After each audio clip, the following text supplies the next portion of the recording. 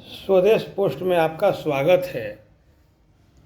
Gulf country में आजकल आग का गोला बरस रहा है। ईरान, इजरायल, यूएसए संघर्ष शुरुआत हो गई है। ईरान, इजरायल, यूएसए संघर्ष का पार्ट 2 की शुरुआत धीरे धीरे खतरनाक मोड़ पर जा सकता है अगर इसे रोका नहीं गया तो। मिस्टर ट्रंप की सबसे बड़ी भूल थी जो बिना सोचे समझे, बिना ईरान को समझे आक्रमण कर दिए। उनकी किरकिरी हो रही है पूरी दुनिया में, क्योंकि इस गल्फ कंट्री के वार से पूरी दुनिया प्रभावित हो रही है। पुनः ईरान ने हरमुज स्ट्रेट को रोक दिया है। पूरी दुनिया महंगाई के दौर से गुजर रही है।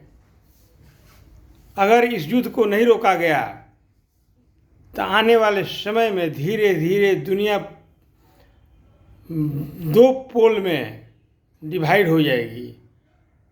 और 2 पोल में डिवाइड होने का मतलब है कि 3rd वर्ल्ड वार। हालांकि ऐसी स्थिति नहीं है, आ सकती है, क्योंकि आज ग्लोबल लीडर के रूप में भारत है। दुनिया के लोगों का विश्वास है कि 3rd वर्ल्ड वार की जब नौबत आएगी तो दुनिया में भारत ही एक ऐसा देश है जिसे रोक सकता है, तृतीय विश्व युद्ध नहीं होने देगा। यह हम नहीं कह रहे हैं, दुनिया भर के बड़े बड़े पत्रकार, बुद्धिजीवी आज बोलने लगे हैं।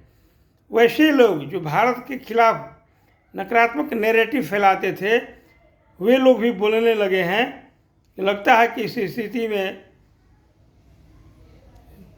भारत ही काम आएगा, क्योंकि रसिया खुद यूक्रेन के साथ ही उलझा हुआ है, चाइना शांत बैठा हुआ है, एकमात्र देश है आर्यावर्त। तो मित्रों, आज ट्रंप एक अयोग्य प्रेसिडेंट हुए हैं अमेरिका के इतिहास में। इसीलिए कहा जाता है कि डेमोक्रेसी कभी कभी मूर्खों का शासन भी बन जाता है। आलोचकों ने कहा है कि प्रजातंत्र की बहुत सारी अच्छाइयाँ हैं, लेकिन थोड़ी बहुत कुछ बुराइयाँ हैं कि कहीं गलत तरीके से आम जनता भाव में आकर के गलत लोगों का अगर चुनाव कर दें तो वह व्यक्ति देश के साथ साथ दुनिया को भी संकट में डाल सकता है। इसका जीता जागता उदाहरण यूएसए का वर्तमान प्रेसिडेंट डोनाल्ड ट्रंप है। डोनाल्ड ट्रंप एक कॉरपोरेट घराना से आता है। वे लोग बिजनेसमैन घराना से बिलोंग करते हैं। उनके पास नॉलेज का अभाव है, एक जानकार व्यक्ति नहीं है। सुबह में कुछ बोलते हैं और शाम में उनका बयान भी पलट सकता है। अब सोचिए कि अमेरिका का जब निर्माण हुआ तो अमेरिका के प्रथम प्रेसिडेंट से लेकर अभी तक में सबसे विक्षिप्त प्रेसिडेंट की संज्ञा डोनाल्ड ट्रंप को दी गई है। वहीं डोनाल्ड ट्रंप जो अपने को शांति का नोबेल प्राइज लेने के लिए व्याकुल थे, वैसे व्यक्ति को एक साधारण कॉलेज लेवल का प्राइज भी नहीं देना चाहिए, उसके लिए भी वो हकदार नहीं है। दुनिया को संकट में डाल दिया है।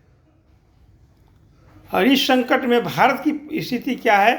भारत की स्थिति बहुत अच्छी है, क्योंकि भारत में पेट्रोलियम पदार्थ 90% बाहर से मंगाया जाता है। फिर भी दुनिया को देखते हुए भारत में महंगाई का दर उतना नहीं है। वर्तमान सरकार महंगाई की दर को स्थिर बनाए हुए है, यह काबिल तारीफ है। हरमुज का ऑप्शन खोज लिया गया है। पेट्रोलियम पदार्थ कुछ महंगे होंगे। जब पेट्रोलियम पदार्थ महंगे होंगे, आयात लागत भी बढ़ेगा, सामान का आवाजाही ट्रांसपोर्टेशन का रेट भी बढ़ेगा, तो सामान भी स्वाभाविक रूप से कुछ महंगे होंगे। तो भारत सरकार अभी तक अपने फंड से, अपने कोष ले इस वहन करके महंगाई को रोकी हुई है।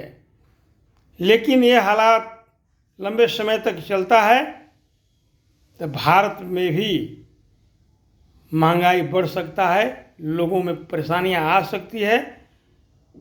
भारत में एक कमी रही है कि कच्चे तेल के भंडारण की परिपाटी नहीं रही है।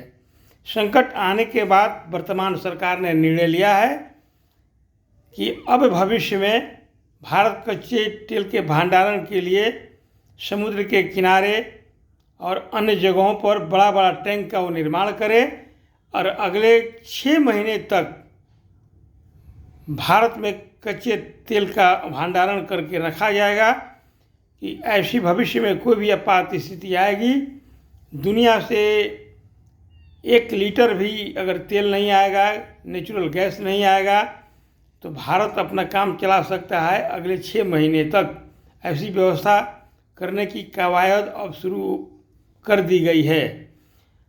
एक खुशखबरी है, अंडमान निकोबार द्वीप समूह एरिया में नेचुरल गैस का भंडार मिला है।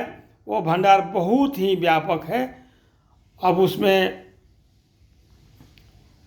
निकाला जाएगा गैस को, उसके लिए प्रोसेस चालू है, थोड़ा समय लगेगा, नेचुरल गैस निकलेगा तो भारत की गैस की समस्या 60% तक हल हो जाएगा।